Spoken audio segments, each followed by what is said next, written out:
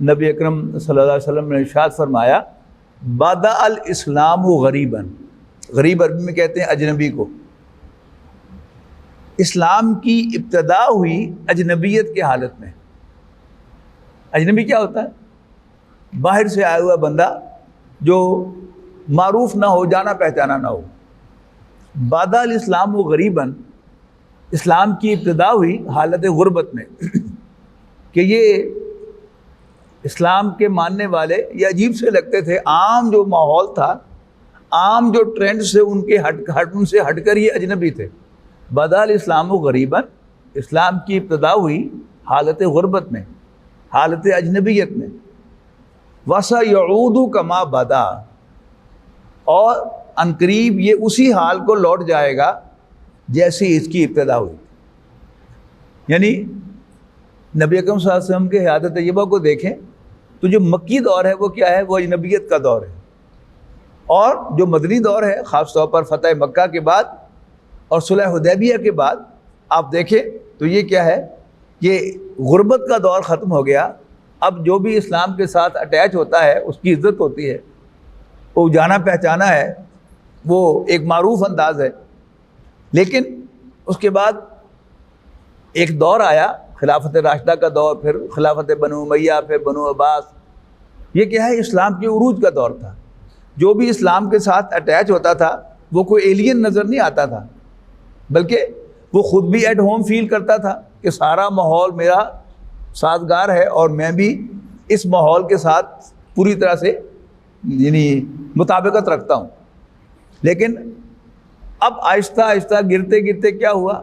اب پھر وہی کیفیت آ گئی کہ جو شخص اسلام پر عمل کرتا ہے یا اسلام کے ساتھ اپنی اٹیچمنٹ ظاہر کرتا ہے، لباس میں، طرز زندگی میں، بود و باش میں، وہ کیا ہے؟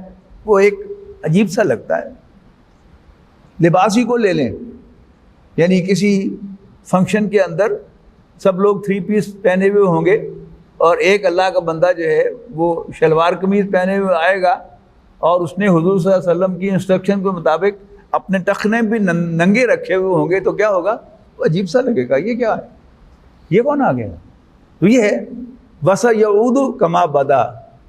پھر نبی اکرم صلی اللہ علیہ وسلم نے بڑی زبردست بات فرمائی، فَطُوبَى لِلْغُرَبَاء. تو مبارکباد ہے غرباء کے لیے جو اپنے آپ کو اسلام کے ساتھ اٹیچ کریں اور دنیا میں اجنبی بن جائیں، عجیب عجیب سے دکھیں، کوئی انہیں پہچانے نہ، کوئی سمجھے نہ کہ یہ بھی کوئی معقول لوگ ہیں. اسی طرح عمل میں آ جائیے. کاروبار میں رجحان کس چیز کا ہے؟ چوری کا، دھوکہ دہی کا، رشوت کا اور سود کا. آپ سود چھوڑ کے دیکھیں،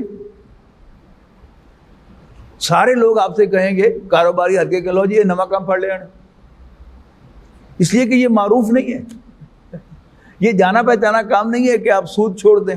اور سود چھوڑیں گے تو ظاہر ہے کیا ہوگا؟ ایک دفعہ تو آپ کا کاروبار شرنک ہوگا نا. آپ اپنے مینز میں رہ کے کاروبار کرنا چاہتے ہیں، اوور ڈرافٹ نہیں کرنا چاہتے اور بینک کو انوالو نہیں کرنا چاہتے، تو ظاہر بات ہے آپ کا کاروبار جو ہے وہ شرنک ہوگا. اب جب کہ آپ کے پاس امکان ہے، آپ کے پاس اوور ڈرافٹ آلریڈی فیسلٹی ہے لیکن آپ نہیں لیتے، تو پورے کاروباری حلقے میں آپ بیوقوف سمجھے جائیں گے. لو جی مت ماری گئی، چنگا بھلا اپنا کاروبار ڈیولپ کر سکتا سی، یہ میں سود نہیں لینا، سود نہیں دینا. یہ کیا ہے؟ یہ ہے وہ فَطُوبَى لِلْغُرَبَاء.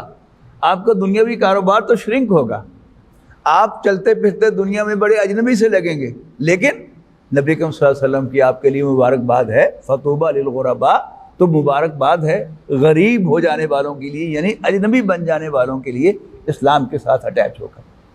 تو اسلام کے ابتدائی دور میں بھی مکی دور میں اجنبیت تھی، پھر سازگار ماحول ہو گیا اور اس کے بعد جب اسلام پھر پیچھے چلا گیا، دوبارہ مغلوبیت کے دور میں چلا گیا، اب پھر اسلام پر عمل کرنا کیا ہوگا؟ باعث اجنبیت ہوگا.